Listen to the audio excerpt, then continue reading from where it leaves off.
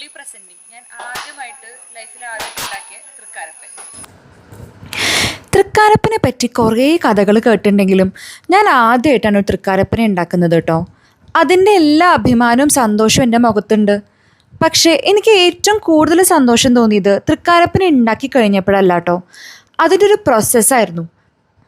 പല ഏജ് ഗ്രൂപ്പിലുമുള്ള കുറച്ച് പേര് ഒരുമിച്ച് ഒരേ പ്രായത്തിലെ ആൾക്കാരുടെ പോലെ വട്ടത്തിലിരുന്ന് ഇത് ഉണ്ടാക്കിയ ഒരു പ്രോസസ്സ്. ഒരേപോലെ ക്യൂരിയോസിറ്റിയും എക്സൈറ്റ്മെൻറ്റും ചെറിയ കുറുമ്പുകളും ചെറിയ ചെറിയ തമാശകളും ഒക്കെ പറഞ്ഞിരുന്ന് ആ ഒരു 3 മണിക്കൂർ സമയം മുറ്റത്ത് മണ്ണിൽ കളിക്കുന്ന കുട്ടികളായിരുന്നു ഞങ്ങളെല്ലാവരും. That was happiness. ഒരു കട്ട മണ്ണ് തന്നിട്ട് അതോട് തൃക്കാരപ്പന ഉണ്ടാക്കാനിരുന്നപ്പോൾ സത്യം പറഞ്ഞാൽ ഞങ്ങളുടെയൊക്കെ മൈൻഡിൽ ഇതൊക്കെ എന്ത് സിമ്പിളല്ലേന്നായിരുന്നു. പക്ഷെ ഒന്നും അത്ര എളുപ്പമായിരുന്നില്ല. അവസാനം ഉരുട്ടിയും അടിച്ചും കുഴച്ചും കുറേ കഷ്ടപ്പെട്ടിട്ട് ഏകദേശം ഒരു ഷേപ്പ് ഉണ്ടാക്കിയെടുത്തു. അങ്ങനെ ആദ്യമായിട്ട് തിരുവോണത്തിന് ഈ വട്ടം തൃക്കാരപ്പനുണ്ട് ആഘോഷിക്കാൻ.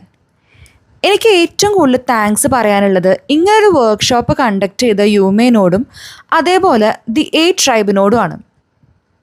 മൊബൈൽ ഫോൺ കയ്യിലില്ലാണ്ട് പറ്റില്ല എന്ന് പറയുന്ന ഈ ഒരു ടൈമിൽ മണ്ണിൽ കളിക്കാനും കുറച്ച് സമയത്തേക്കെങ്കിലും മൈൻഡ് കംപ്ലീറ്റ്ലി ഫ്രീ ആക്കാനും ഇങ്ങനെയുള്ള ചില വർക്ക്ഷോപ്സ് വളരെയധികം ഹെൽപ്പ് ചെയ്യും അല്ലേ?